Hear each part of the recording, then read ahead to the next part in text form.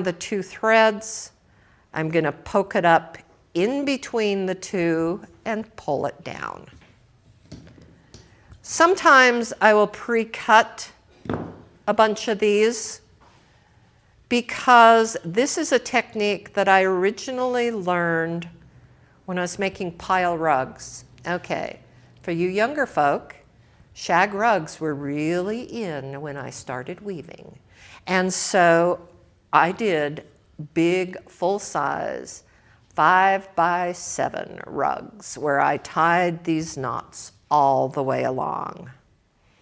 I still have one of those rugs, which I like to look at and laugh occasionally.